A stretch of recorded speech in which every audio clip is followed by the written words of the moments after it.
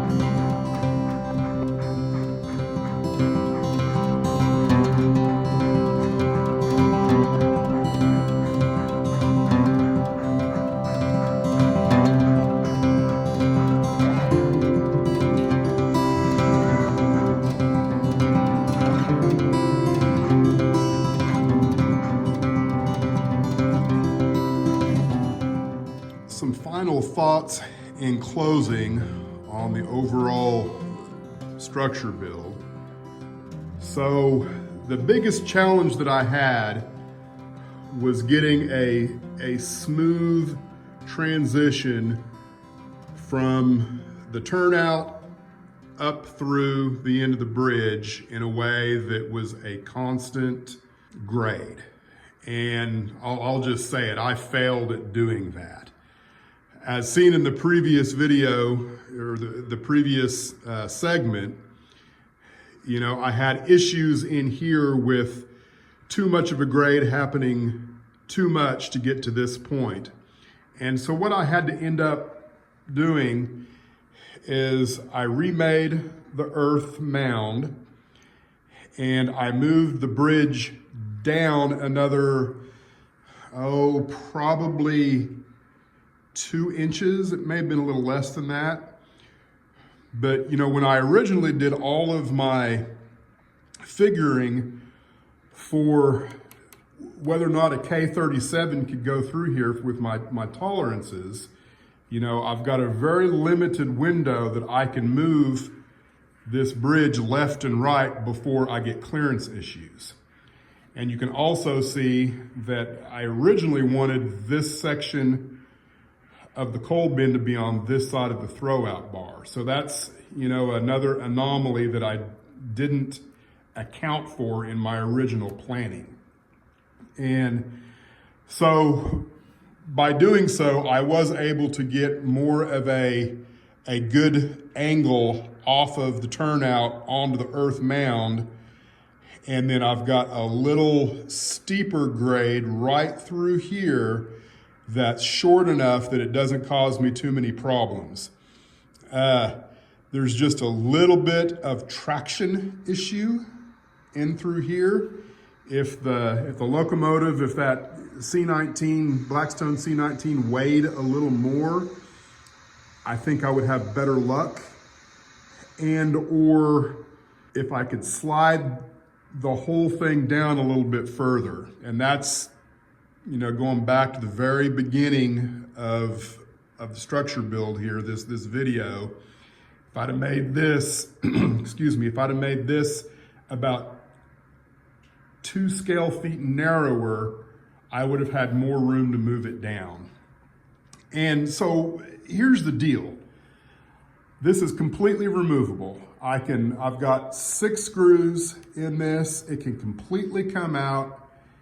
If I want to, at some point in the future, I may completely remove it and try again with different coal bins. Something a little closer to the prototype, a little skinnier, and that would give me more latitude to move the bridge down further this way.